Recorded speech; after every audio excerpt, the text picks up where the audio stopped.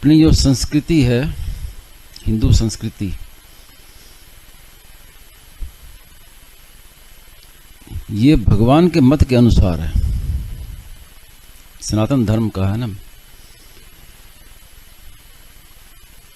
और भगवान का क्या मत,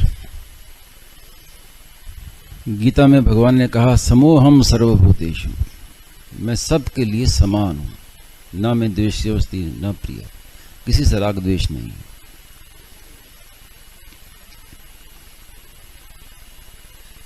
इसमें एक बात याद है, भगवान राम ये नहीं कहते, भगवान राम कहते हैं समदर्शी मोहि कह सबको, क्योंकि वो मर्यादा पुरुषोत्तम है, इसलिए ये नहीं कहते कि मैं सम हूं, वो कहते लोग मुझे सम कहते हैं।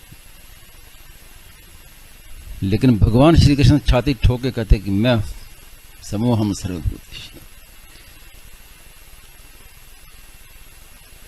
तो जो भगवान में समता है वो उनकी बनाई हुई सृष्टि में भी वो समता आ गई, ये इसकी पहचान है। क्योंकि जो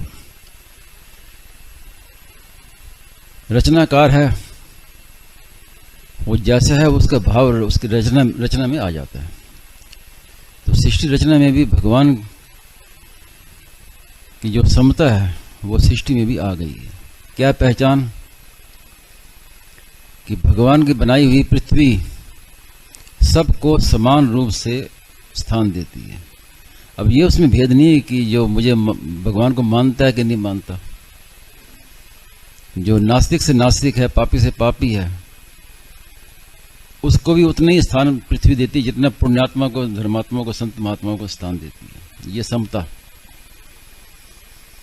ऐसी भगवान की बनाई हुई पृथ्वी, जल सबकी प्यास बुझाता है समान रूप से, राग द्वेष नहीं है। ऐसा नहीं है कि भी ये तो नास्तिक है, ये तो भगवान को मानता नहीं, तो इसको मैं प्यास नहीं बुझाऊंगा, ऐसा है ही नहीं उसमें। आकाश सबको अवकाश देता है, वायु सबको समान रूप से वायु देती है, सब श्वास लेते हैं या कैसे ही हो। एक कहानी स्वामी जी हमारा सुनाया करते थे कि एक भक्त था भगवान का, वो उसका नियम था कि जब भोजन करना तो पहले किसी अतिथि को, किसी को भोजन करा के, किसी ब्राह्मण को भोजन करा के फिर बाद में भोजन करना, ये ऐसा उसका नियम था। तो एक दिन वो बाहर दरवाजे पर खड़ा देख रहा था, कोई आ जाए तो भोजन कराऊं, उसके बाद मैं करूं। तो एक बूढ़े बाबा आगे सामने, ब्राह्मण थे या साधु वेश में थे, जैसे भी थे, तो कहा कि भोजन करोगे? बोला हाँ हाँ भोजन करूंगा। भूख लगी थी उनको ले आए, उनको आदर से बिठाया, आगे चौकी रखी, पत्तल रखी, सब सामान उसमें भोजन सब दिया।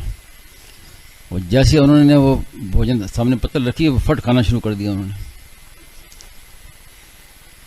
तो वो बोला कि आप कैसे ब्राह्मण हैं, भगवान को भोग तो लगाया ही नहीं, भगवान को भोग लगा तब खाते, आपने तो रखते फट पाना शुरू कर दिया। बोले कौन भगवान होता है, कहाँ है भगवान? कोई भगवान नहीं है, सब पखंड है। वो बुरा भला कहने लगे। तो उसने वो पत्तल वापस खींच ली। मैंने तो ये सोच के भोजन करने ही कहा था, ये तो उल्टा भगवान को गालियां दे रहा है। तो जैसे पत्तल खींची तो आकाशवाणी हुई, भगवान ने कहा कि ये मुझे छोटी अवस्था से मुझे गालियां दे रहा है, मेरे खंडन कर रहा है, लेकिन फिर भी मैं इसको 2 समय भोजन दे रहा हूं, और तू मेरा भक्त है, इसको एक समय भोजन नहीं दे सकता। ये बूढ़ा हो गया अब गाली देते देते, लेकिन मैं इसका पालन कर रहा हूँ, 2 समय भोजन देता हूँ, और तू एक समय में ना हो गया। तब बड़े शर्मिंदा हुआ, क्षमा कीजिए।